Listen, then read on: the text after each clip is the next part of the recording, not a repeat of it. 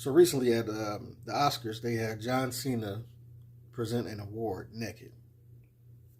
Let's go to Comedy Hype for the video. Fresh off the Academy Awards, a night where the year's best movies are celebrated and both veteran and up-and-coming actors are present. Now, most people aren't talking about who won any awards, but instead talking about some of the antics that took place. Former WWE wrestler John Cena would cause a conversation after presenting the award for Best Costume Design, completely nude. Now, what's even more interesting is that many online are connecting this to Katt Williams. As we all know, Katt Williams is an individual who has proven himself to be fearless when it comes to exposing Hollywood and its secrets. Now, Katt's recent viral interview with Shannon Sharpe on Club Shay Shay was filled with references towards the exact topic, whether he was speaking on Ludacris allegedly having to perform an Illuminati ritual in order to gain more prominence, or Martin Lawrence pressuring him to wear a dress for a movie role, which would result in financial compensation. The conversation online has fans stating that Katt Williams predicted this and are calling John Cena's naked presentation a humiliation ritual. And it had to be one or the other of us. Kevin told you he wasn't gonna wear no dress until they offered him the dress. And what did he say after he wore it? I made my own decision. Duh. But you didn't make it before they brought it up, did you?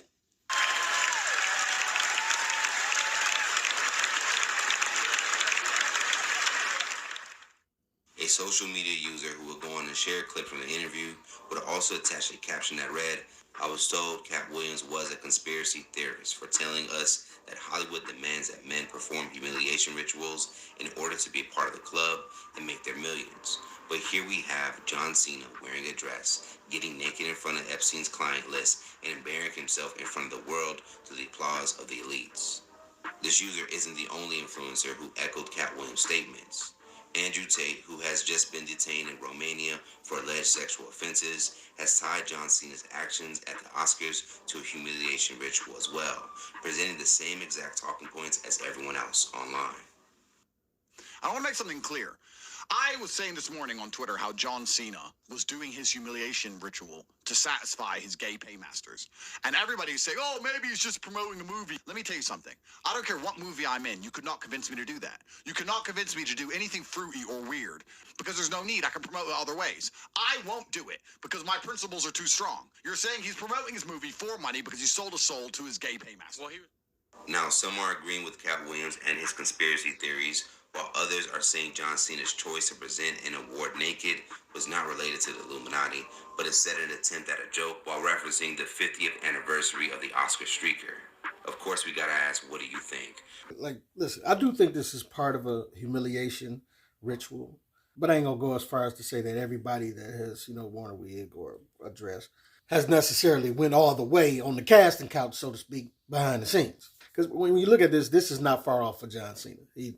He's in wrestling, so he comes out naked like this probably every time he wrestles, just with the drawers on, with the tighty whitey drawers on.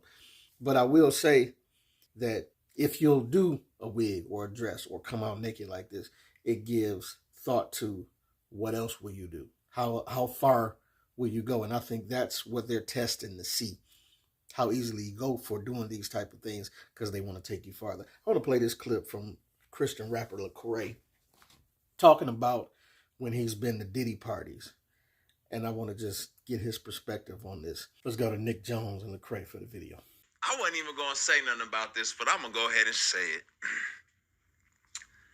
I've been to a couple Diddy parties. Now, I'm risking a lot by saying this because I know as soon as I say that, all the assumptions are going to come in and if I don't say evil things were taking place, then I'm covering for them. And if I do say evil things were taking place, then I'm one of them ones like, yeah, Lecrae, expose it. You know what I'm saying? And I've been to lots of parties. I've been to Jamie Foxx. I've been with Snoop, T.I. Like, I've been to lots of places. Here's what I'll say. There are people who will test you. There are people who will see how far your limits are. And if you're willing to take a step, then they'll take two. I, in my personal experience, never saw anything where someone was like, you can't move any further unless you do X, Y, or Z. But what I did see was, if you do X, Y, or Z, well, keep coming, because you know, and that's how we all are. It's Psalm 1, right? It says, blessed is the man who does not walk in the counsel of the wicked, who does not stand in the way of sinners, who does not sit in the seat of mockers. You start walking, they gonna walk with you, and now you find yourself standing. They like, oh, you stand? Well, if you stand, come sit. Now, next thing you know, you're sitting. And so it was never a situation where I felt forced to sit. It was a situations where I was asked, do you stand? Do you stand? And I'm like, I don't stand. Oh, okay, cool. And then I was left alone. He's not about that life. He's not with it. I'm leaving him alone. And let's be understood, we do have situations also where people are forced into things, you know what I'm saying? We're not just going to gloss over that and act like, you know, powerful people don't partake in wanting to force people to do things. That definitely happens. But this is Lecrae's experience, and this is a lot of people's experience, I think, where they are invited to go into things, and they may go simply just because they want to go, or for exchange for a movie role, or some money, or whatever, you know, just to want to hang around famous people, whatever the reason may be. And then after the nostalgia wears off and the money runs dry, then they may choose to change their mind about their consent in the whole situation. And Terry Crews had a quote that he said, he was talking about his contract negotiations, though, as far as when you agree to a certain amount and then later you complain about it, like, oh, they only paid me this. But he said, you can't nod your head yes and mean no. And I think that applies here too, because a lot of people go into these situations, they walk into the invite and then partake, and then later on be like, oh, they forced me, you know. But when it comes to these Diddy parties, I guess the best you can do is to listen to people's accounts of what happened to them.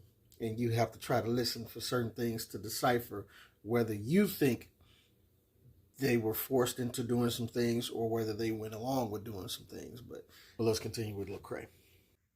And this is what I'll say, and I won't say whose party I was at or what party, but this is a crazy situation, right? Nah. Say whose party it was. We need to know. I was at one of these parties, and for me, I'll be honest, it was a mix of work, because this is oftentimes where you go to connect with people, where you go to meet people, and I have met people here, and I have built bonds, and they have said, I have met actors and celebrities who said, man, thank you for being here. I needed your presence here. You're the reason why I know God is walking with me.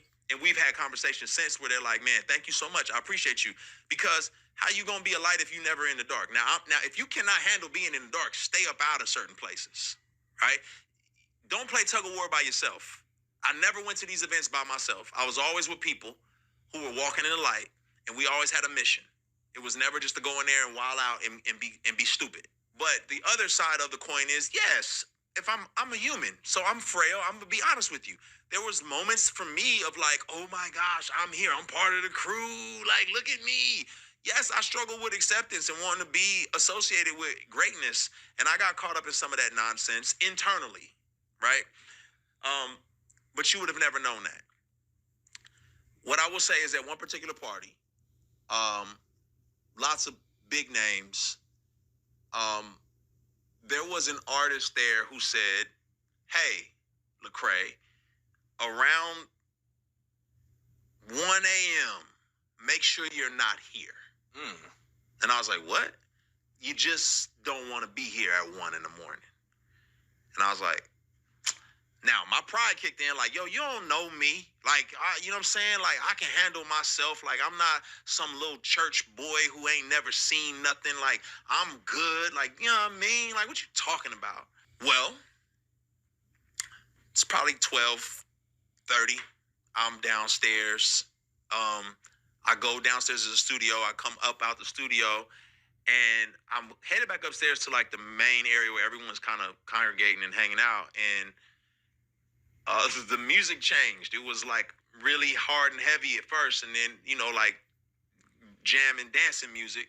And it was a little softer. You know, it was a little more sensual when I came out the studio and started going upstairs. And on my way upstairs, there's like this couch.